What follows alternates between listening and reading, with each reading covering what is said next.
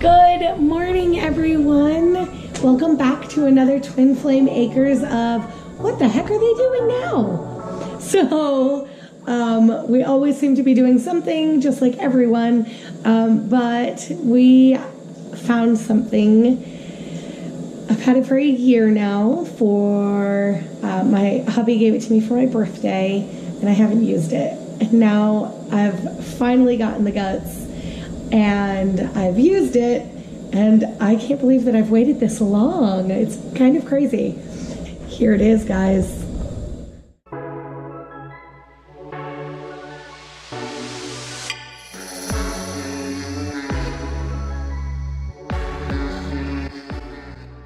It's an essential oil still.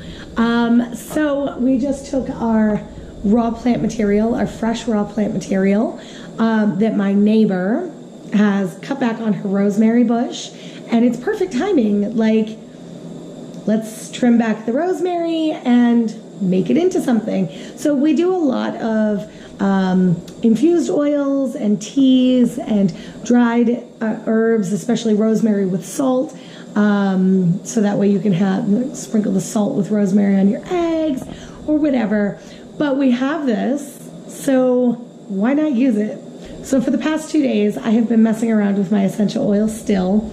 The first one I did was yarrow. We have an abundance of that, and it didn't come out as well as I thought it would.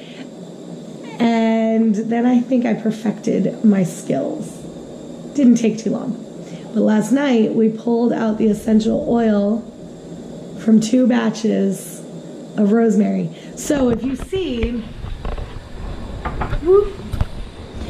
all of this plant material in here, there's quite a bit. We had a bowl, this bowl right here, if you can see, let's stick my cell phone in there. This is an iPhone 8. And you can see it comes, like the bowl comes almost to the height of the cell phone. It's kind of a big bowl. It's not small. And we had that filled with rosemary. And then I used some rosemary from another bowl. And that is what filled this. So it takes a lot of material to get a tiny, tiny, tiny bit of essential oil. However, if we're going to do this and we're going to trim back our rosemary bush or our yarrow or sage or anything else that we might have, if we're going to trim it back and have copious amounts of the material, the plant matter, then we might as well do something with it that's kind of fun.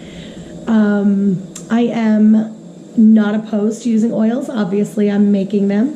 However, I do like the sustainability, and a lot of the herbs that are used take a lot. I mean, all of them take a lot of herb to make a little bit of oil. So it's really hard to see these blends and to see these straight up big bottles of oil. One, not think this can't be pure oil with how much plant material it takes and how long it takes. But two, the amount of plants that needed to be cultivated for that is astronomical just for one bottle. And I think about the millions of people that order oils and that use oils and then just rub them on all the time is fine. But the amount of plant material that's used it's hard to fathom. Think about the impact that it's making on your body and on the environment. So that's what we're doing here at Twin Flame Acres.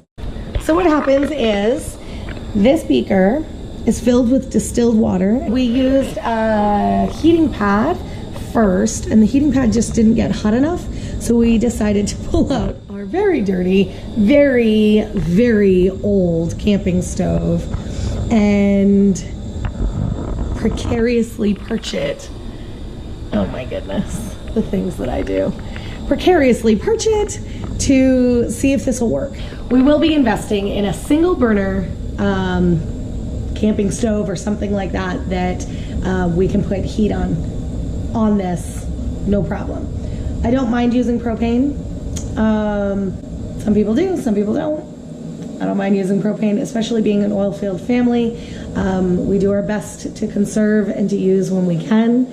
And without natural gas and propane and oil, we wouldn't have the life that we have today.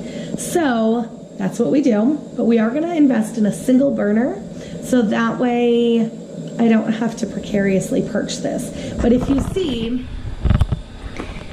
the condenser coil and the part that holds everything is longer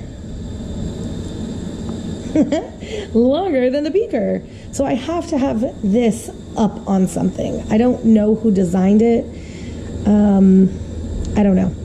But what happens is this is going to heat up and it's going to get to a boil. And once it does that, it'll start cooking the rosemary. When it cooks the rosemary, it starts to create steam, and the steam will go up this tube, come across this tube, and collect. When it collects in here, it will pool up and will fall. And when it falls down here, it condenses. We have a vacuum going on, so that way cold water comes in through this hose, fills up the condenser coil, and then hot water then pulls down here, because the internal temperature of that steam that's coming down here is boiling hot, obviously. So, oh, there's a couple of bubbles. We can start to see it. Oh my gosh, this is so exciting. So then it condenses, and once it's condensed, it drips down into here. What happens is the oil will sit right on top, because of course we know water and oil do not mix. So the oil will sit on top. The volume of this will increase, which will then push the water up here to increase and come out here. So only water will come out here, distilled water, and it will go into this beaker. But the water that I said is actually hydrosol. So it has some oil in it, but it's so minute that you can't really do anything oil-wise with that. But there's so much that we can do with hydrosol and different kinds of hydrosol. So if you do have a still and you've been making essential oils, one, let me know. Let me know what your technique is. Let me know what you use to heat yours up. Show me a picture. I would love to chit chat. But two, if you are making your own and you're not keeping the hydrosol, you should. You should keep the hydrosol, and you should look up.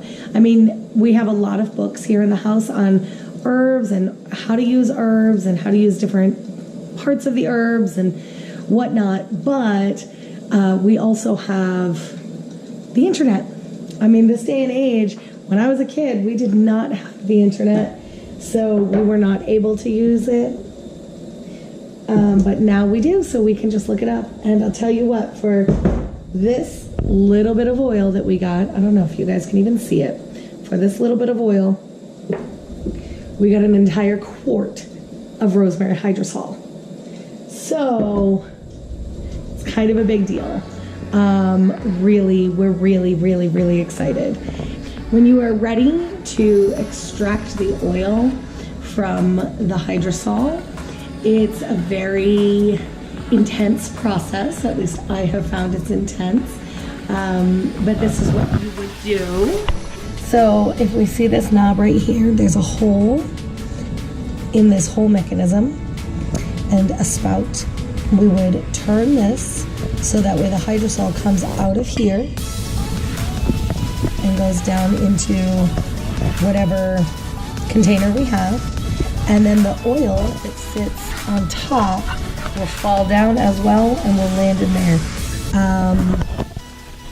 The oil is a different color, so you just have to, I mean, you can tell the difference between oil and water. You just have to be really careful to not get any water out as well. Otherwise you have oil with a little bit of water.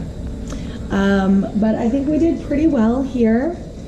And I mean, I'm really stoked. I can't wait to do something with this, to use it, to benefit our friends and family. I'm excited, guys.